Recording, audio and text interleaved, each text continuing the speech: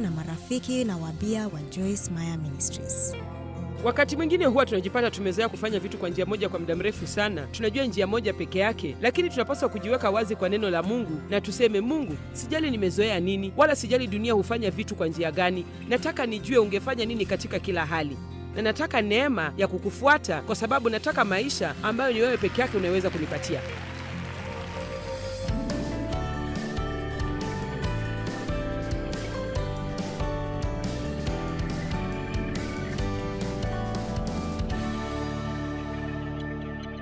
Basi tumekuwa tukizungumza kuhusu jinsi ya kukabiliana na majaribu. Nataka nihimize kipengele hiki tena kwamba unapohisi unajaribiwa, kujaribiwa kwenyewe si dhambi. Na nafikiri kwa wengi wenu huenda hilo ndilo jambo muhimu zaidi ambalo nimesema wikendi hii, kwa sababu majaribu ni lazima yatakuja. Biblia inasema lazima tutajaribiwa. Huenda ukajaribiwa kusema uongo, huenda ukajaribiwa kuwa na wasiwasi, huenda ukajaribiwa kuiba. Pengine unasema, siwezi kujaribiwa kuiba. Haya basi, wacha niwaulize swali. Ni vitu vingapi vya ofisi umebeba na ukaenda navyo nyumbani kutoka kazini?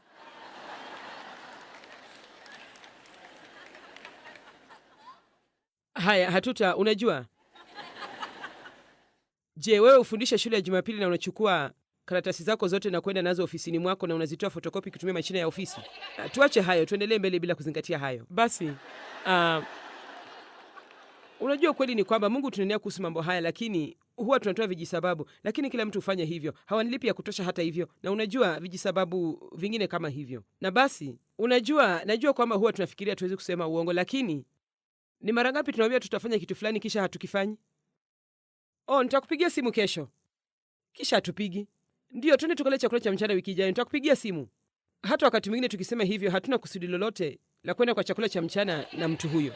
Kwa hivyo tunahitaji kufahamu kwamba baadhi ya mambo haya ni yale ambayo tunaweza kuyaita mbweha wadogo, lakini mara nyingi ni mambo madogo ndio hufungua mlango kwa matatizo makubwa zaidi maishani mwetu. Na nafikiri kwamba tunahitaji kuishi kwa uangalifu, si kwa hofu, bali kwa uangalifu, tukiweka juhudi za dhati kwa nguvu za Mungu ili tufuate mwongozo wa Roho Mtakatifu. Tuna maamuzi ya kufanya. Tunaweza kuishi maisha ya juu au tunaweza kuishi maisha ya chini. Leo kichwa cha ujumbe wangu ni gharama kubwa ya kuishi maisha ya chini. Mungu anatupatia njia ya juu, maisha ya juu, maisha tunayostahili kuishi, maisha ambayo hayana majuto hapo mwisho, na nataka mtafakari jambo hilo. Kwangu mimi, mojawapo ya mambo ya kusikitisha zaidi duniani ni kumwona mtu ambaye ni mkongwe, ambaye yuko karibu kufariki, ambaye anaangalia maisha yake ya nyuma na kile kinachompata ni majuto peke yake. Niliona jambo hilo na babangu na kilikuwa ni kitu cha kusikitisha sana. Alikuwa mkatili mwenye kudhulumu watu, mwenye machungu na mtazamo mbaya, lakini aliokoka akiwa na miaka 83, na sasa nashukuru kwa hilo, na najua kwamba sasa yuko mbinguni, na nashukuru kwamba tulikuwa na nafasi ya kumwongoza katika kumpokea Bwana na hatimaye aliweza kutubu. Lakini unajua nini? Bado alikufa. Najua aliangalia maisha yake ya hapo nyuma na alijawa na majuto. Hata hakuwa na watu wengi sana ambao walimjali. Na leo nataka tu nikwambie kutoka moyoni mwangu, anza kuishi maisha yako leo kwa njia ambayo haitakuacha na hisia za majuto utakapofikia mwisho wa maisha yako. Usizeeke kisha uketi na uanze kufikiria, laiti ningefanya hivi, laiti nisingefanya vile. Kila siku tunakabiliwa na maamuzi. Kila siku tunakabiliwa na mambo ya kuchagua. Na nataka kukwambia leo, acha kumpa mtu mwingine nafasi ya kukufanyia maamuzi yako yote. Yoshua alisema, chagueni hivi leo mtakayemtumikia, lakini mimi na nyumba yangu tutamtumikia Bwana. Na nahisi sana kwamba nataka niseme tena, acha kumpa mtu mwingine nafasi ya kukufanyia maamuzi yako yote ikiwa unafanya hivyo. Usiishi chini ya shinikizo kubwa kutoka kwa watu kiasi kwamba unawafurahisha watu walio karibu nawe, huku ukipoteza maisha ambayo ungeweza kuwa nayo pamoja na Mungu. Bora uwe tayari kuambia hapana na umwambie Mungu ndiyo. Daima kumbuka kwamba si watu hao ndio watakaowajibikia maisha yako. Kila mmoja wetu atasimama mbele za Mungu na atoe habari za maisha yake mwenyewe. Hiyo imaanishi kwamba tunapaswa kuwa na hofu. Nafikiri tunahitaji tu kuwa na hekima kuhusu kile tunachofanya na rasilimali ambazo Mungu ametupatia. Sisi sote tuna rasilimali, tuna muda. Wewe hufanya nini na muda wako? Sote tuna viwango fulani vya pesa. Sisi hufanya nini na pesa zetu? Sote tuna viwango fulani vya vipawa na ujuzi. Sisi hufanya nazo nini? Nafikiri ni muhimu sana kuwaelezea watu mara kwa mara kuhusu nguvu ya kuchagua. Nguvu ya kuchagua kile kilicho sahihi na nguvu ya kuchagua kile kisicho sahihi. Mathayo 6:24 inasema kwamba hatuwezi kumtumikia Mungu na pesa au mali inayopotosha. Hakuna mtu awezaye kutumikia mabwana wawili, kwa maana atamchukia huyu na kumpenda huyu, ama atashikamana na huyu na kumdharau huyu. Hamwezi kumtumikia Mungu na mali inayopotosha, pesa au chochote kile unachotumainia. Kwa nini Biblia mara nyingi husema pesa ni mali inayopotosha? Si kwamba pesa ni kitu kibaya, ni kitu kizuri. Sisi sote hupenda pesa, sote tunahitaji pesa, sote tunataka pesa. Hakuna ubaya na hiyo, lakini hata hivyo, mali ina uwezo wa kupotosha ndani yake. Inakufanya ufikirie kwamba inaweza kukupatia furaha, inakufanya ufikirie kwamba ni kitu cha muhimu sana kiasi kwamba ni sawa kujitolea kufanya vitendo vya kila aina, almradi uipate, hata kama ni kuwakosea watu wengine au kulegeza msimamo wako wa kiroho. Na ukweli ni kwamba mali ina uwezo mkubwa wa kutupotosha. Daima tunahitaji kumpa Mungu nafasi ya kwanza, na tumwache Mungu atupatie kile anachotaka tumiliki, ambacho ni zaidi ya kile ambacho tungepata kwa nguvu zetu wenyewe. Sasa wacha niseme hiyo tena. Shetani anataka ufikirie kwamba ukimtumikia Mungu utapoteza vitu vingine vyote vizuri ambavyo vinaweza kukuletea raha. Lakini sitasema kwamba kumtumikia Mungu hakuhitaji ujitolee kupoteza vitu fulani. Utapoteza vitu, lakini naweza kukuhakikishia kitu, na tafadhali usisahau hii: chochote unachoachilia kwa ajili ya ufalme, Mungu atakuzidishia mara nyingi, na hatimaye utajipata unamiliki zaidi ya kile ambacho uliachilia. Kama usisahau hilo. Sasa hebu tuangazie Mathayo 16 kuanzia mstari wa 24. Wakati huo Yesu aliwaambia wanafunzi wake, mtu yeyote akitaka kunifuata na ajikane mwenyewe, ajipuuze, ajisahau yeye mwenyewe pamoja na mahitaji yake yote. Ni jambo la kusisimua, sio? Ajitwike msalaba wake anifuate. Sasa msalaba ambao Kristo anatuambia tujitwike si kama ule ambao eti tujiweke katika msalaba huo na tuteseke kama alivyoteseka yeye. Msalaba tunaoambiwa tujitwike ni kuishi bila ubinafsi, kwa njia inayomwezesha Mungu kufanya kazi kutupitia sisi na kutufanya tuwe baraka kwa watu wengine. Hebu niangalieni ninapoambia jambo hili. Huwezi kuwa na ubinafsi na uwe na furaha. Nimesema huwezi kuwa na ubinafsi na uwe na furaha. Haiwezekani. Na naweza kuamini kabisa kwamba huenda kuna watu hapa leo au wanaotutazama katika runinga ambao hawana furaha kabisa. Na unafikiri kwamba ukipandishwa cheo kazini utakuwa na furaha, ukioa au uolewe utakuwa na furaha. Kama hungekuwa umeoa au umeolewa ungekuwa na furaha, unajua?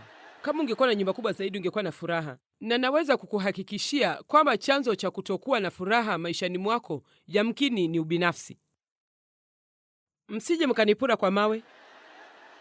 Hata mimi nilibidi nipokee kweli huo kutoka kwa Mungu katika maisha yangu. Nilikuwa mhubiri mwenye ubinafsi. Huo si mchanganyiko mzuri. Amen. Ubinafsi hutuletea huzuni. Mungu hajatuita tujihudumie sisi wenyewe, ametuita tuhudumie wengine. Kwa kweli, kadri tunavyozidi kujaribu kufanya tuwe na furaha zaidi bila kufikiria watu wengine, ndivyo tunavyozidi kukosa furaha. Unaweza kuongeza kiwango cha furaha yako mara moja leo kwa kuondoka mahali hapa, kuacha kujifikiria na kumwomba Mungu akuonyeshe jinsi ni nani unayeweza kuwa baraka kwake. Sasa Yesu anasema anishikilie kwa dhati, afuate kikamilifu mfano wangu katika kuishi kwake, na ikihitajika katika kifo chake. Kwa kuwa mtu atakaye kuiokoa nafsi yake, yani maisha haya yanayodumu kwa kipindi cha miaka kadhaa, ataipoteza faraja yake na usalama wake hapa duniani. Na mtu atakayepoteza nafsi yake, faraja yake na usalama wake hapa duniani kwa ajili yangu, ataiona uzima wa milele. Sasa Biblia inaposema kwamba anatupatia uzima, yani unapompokea Kristo huingii tu katika, kamwe hutakufa, utapita tu kutoka maisha ya hapa duniani na uingie katika maisha mengine ambayo ni ya uzima wa milele. Lakini Mungu anatupatia uzima, na uzima huo unatupatia uzima ambao ni kama ule alio nao yeye. Si uzima tu wa kupumua, bali tunakuwa na uzima wa Mungu, uzima wa Mungu ndani yetu. Na ikiwa tutajifunza kuzingatia zaidi uzima huo kuliko jinsi tunavyozingatia mambo yote yanaendelea maishani mwetu, maisha yetu yanaweza kuwa ya ajabu. Ni jambo la kusikitisha sana kwangu kuona watu wote waliozaliwa upya na ambao wanaenda kanisani na wanasoma Biblia zao kidogo na hata huenda wakahudumu kanisani, lakini hawana furaha kwa sababu hawaelewi kwamba huwezi kuwa na Mungu pamoja na vitu vingine vyote ambavyo watu wanavyo duniani. Sasa si kwamba nasema hatuwezi kumiliki vitu ambavyo watu wengine wanamiliki duniani. Hata hivyo, kuna vitu vingine ambavyo itatubidi mimi na wewe tuvikatae ili tuweze kuwa na yote ambayo Mungu anataka tuwe nayo maishani mwetu. Na naweza kuona kwamba nimesisimuka sana, lakini naahidi mambo yatakuwa mazuri zaidi. Mstari wa 26, kwani atafaidiwa nini mtu akiupata ulimwengu wote na kupata hasara nafsi yake, maisha yake yaliyobarikiwa katika ufalme wa Mungu? Au mtu atatoa nini badala ya nafsi yake, maisha yake yaliyobarikiwa katika ufalme wa Mungu? Basi nataka niwaambie jambo hili kwa njia hii leo. Utalipa gharama ya maamuzi yoyote unayofanya maishani mwako. Ukichagua ufalme, na ufalme unamaanisha umechagua kutembea na Mungu, basi hutakuwa tu umechagua kusema unamwamini Mungu, bali pia utakuwa umechagua, na mimi nimechagua kuishi maisha yanayomtukuza Mungu hapa duniani. Tukichagua maisha hayo ya ufalme, itatugharimu dunia. Tukichagua dunia, itatugharimu maisha ya ufalme. Kwa hivyo, nafikiri tunaishi katika nyakati ambapo pengine sisi tunaohubiri neno tunahitaji kusema mambo kwa uwazi zaidi, kwa sababu Yesu yuko karibu kurudi, na tunahitaji kuishi maisha yetu kwa njia ambayo inamheshimu na kumtukuza. Na tafadhali usiseme, jamani, ujumbe mwingine kuhusu vitu tunavyopaswa kuachana navyo. Tafadhali kumbuka, chochote ambacho Mungu anakiwekea mkono wake na aseme hii si nzuri kwako, basi si nzuri kwako. Na ukikiachilia kwa Mungu, atakuletea kitu kingine maishani mwako ambacho ni kizuri zaidi ya kile ambacho unaona ulijitolea kukiachilia. Unajua, ni kitu cha ajabu jinsi ambavyo wakati mwingine unaweza kuwa na kitu ambacho ni kibaya sana kwako, lakini kitu hicho peke yake ndicho umewahi kuwa nacho na umekizoea sana kiasi kwamba huwezi kuwa na hekima ya kukiachilia ili upate kitu bora zaidi. Ni kitu cha ajabu kuona ni miaka mingapi nilijawa na machungu na chuki kwa sababu babangu alinidhulumu kingono, na hata sikujua niliweza kufanya maamuzi tofauti. Hata sikujua kwamba nilikuwa na uwezo wa kupata ushindi mkamilifu dhidi ya jambo hilo. Nilikuwa nimekubali uongo. Kusema ukweli, niliamini kwamba daima nitakuwa na maisha duni. Nilifikiri kwamba daima nitaishi maisha ya chini, kwamba nilikuwa nimechelewa sana. Basi huu ulikuwa ni uongo, na kwa sababu niliuamini, basi hiyo ndiyo maisha niliyoishi. Lakini katika Kristo niligundua kwamba niliweza kuchagua. Lakini sasa hebu nisikilizeni. Ili nichague kile ambacho ni cha Mungu, ilinibidi niachilie machungu, chuki na kutosamehe. Lakini hapo mwanzoni ilikuwa ngumu kwangu kuifanya hivyo, kwa sababu nilikuwa nimezoea hisia hizo. Hiyo ndiyo ilikuwa njia yangu ya kulipizia dunia kisasi kwa maovu iliyonifanyia. Sikuwa naumiza dunia, nilikuwa najiumiza mwenyewe. Kwa hivyo kusema kweli, wacha niseme tena, wakati mwingine huwa tunajipata tumezoea kufanya vitu kwa njia moja kwa muda mrefu sana. Tunajua njia moja peke yake, lakini tunapaswa kujiweka wazi kwa neno la Mungu na tuseme, Mungu, sijali nimezoea nini, wala sijali dunia hufanya vitu kwa njia gani. Nataka nijue ungefanya nini katika kila hali, na nataka neema ya kukufuata, kwa sababu nataka maisha ambayo ni wewe peke yake unaweza kunipatia. Amen.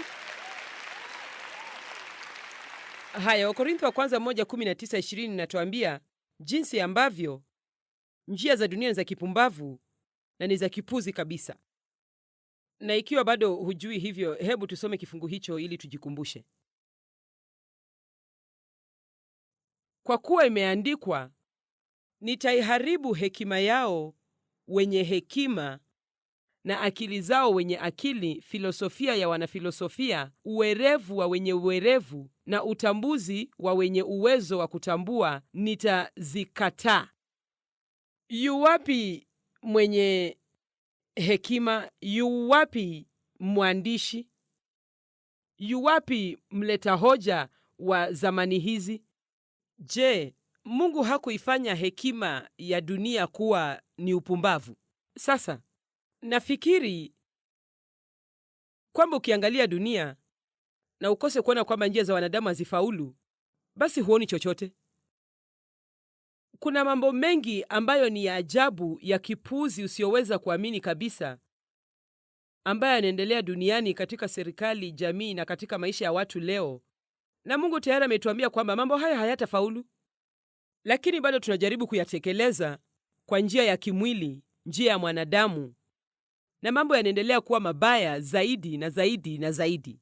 Kusema ukweli, si kwamba basi sisemi jambo hili la hisia yoyote ya kiburi, lakini nafikiri naweza kuketi na wengi wa watu hao na naweza kusuluhisha matatizo mengi ya dunia ndani ya dakika 5.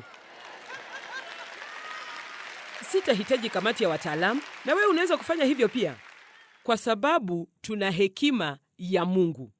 Sasa sikilizeni, jambo ni hili. Wewe kama mtu aliyeokoka unaweza kuchagua. Hupasi kuishi kwa kutegemea akili zako.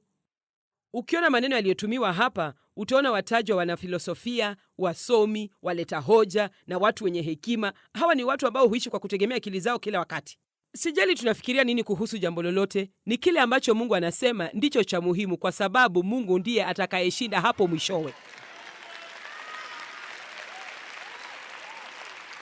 Ni kana kwamba leo hii upumbavu umezidi kukithiri duniani. Ni kana kwamba yani huwezi kuamini. Hebu tutafakari kuhusu mambo machache hapa. Nimeandika ukurasa mzima kuhusu mtazamo wa dunia na mambo fulani na kile ambacho neno linasema kuhusu mambo hayo. Dunia husema kuwa mwenye tamaa, hifadhi kila kitu unachoweza, tafuta kuchukua nafasi ya kwanza ambayo bila shaka ni wewe, na pengine siku moja ukibahatika utakuwa na kitu. Jishughulikie wewe mwenyewe, kwa sababu usipofanya hivyo hakuna mtu atakayekushughulikia. Neno linasema msiwe na tamaa. Toa sehemu kidogo ya kile ulicho nacho kwa wengine. Shughulikia watu wengine. Hata upasi kuwa na wasiwasi juu yako wewe mwenyewe, kwa sababu Mungu atakushughulikia. Na pia utakuwa na amani na furaha. Unaweza kuchagua. Unataka gani? Njia ya dunia au njia ya Mungu? Amen. Unajua jinsi ilivyo kitu cha ajabu kujua kile tunachojua. Tunahitaji kuombea dunia, kwa sababu kujua tu kile tunachojua ni baraka ya ajabu mno. Watu wengi sana wanaishi katika giza kubwa kwa sababu hawana ufahamu wowote. Ndiyo maana napenda kuweza kufanya kazi ninayofanya, na nashukuru kwamba niko kwenye runinga kote duniani, kwa sababu si kila mtu anaenda kanisani, lakini kila mtu tazama runinga. Na nakwambia kuna wengi wenu sasa hivi ambao mmejipata mmewasha kipindi hiki bila kutaka, na bado mmeketi mbele ya runinga zenu mkiwa na vinywa vyenu wazi, huku mkijaribu kung'amua mwanamke huyu anasema nini. Ana sauti ya ajabu. Anafikiri anafanya nini huyu? Jamani, ni mwanamke mjasiri na anazungumza sana. Basi sikilizeni. Sikilizeni. Amen.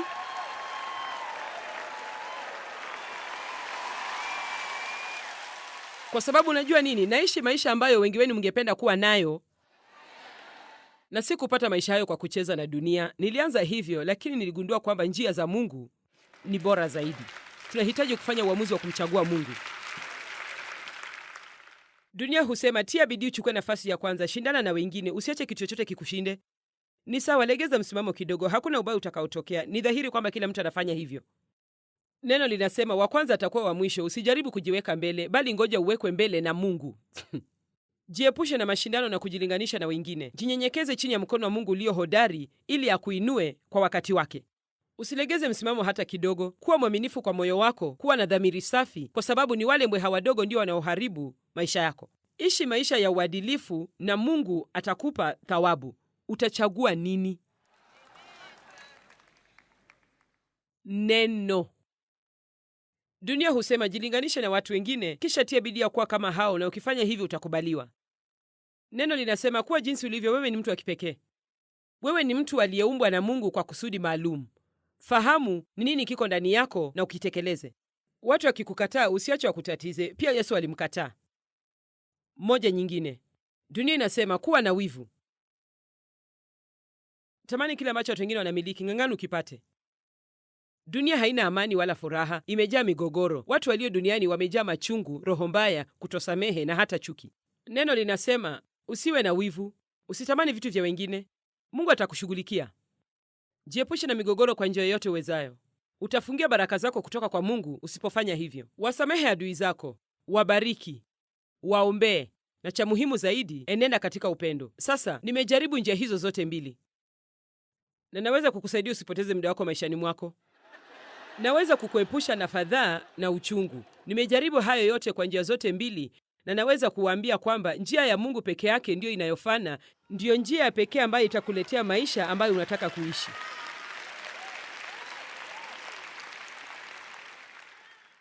Sasa dunia hii si nyumbani kwako. Si nyumbani kwako. Hupaswi kuishi kwa kufuata akili zako. Unaweza kuishi kwa kufuata roho yako. Wacha niambie kitu ambacho nimejifunza. Sijui ni wangapi kati yenu bado mna vitu ambavyo bado mnavimiliki ilhali Mungu ameshawaambia mvitoe, lakini pengine kile nitakachosema kitawasaidia kutengeneza orodha ya vitu hivyo mkienda nyumbani. Chochote ambacho Mungu amekuonyesha na akakwambia ukitumie, ukilete katika ufalme, na ukitumie kumletea mtu mwingine furaha au kumsaidia mtu mwingine, pengine ni kitu fulani au sehemu ya pesa zako, chochote kile, sehemu ya muda wako, chochote kile. Punde Mungu anaponyosha mkono wake kwa kitu hicho, basi kinakuwa si chako tena. Kwa kweli hakijai kuwa chako. Lakini Mungu anapotuambia tuachilie kitu lakini tuendelee kukimiliki, basi kamwe hatutakifurahia tena.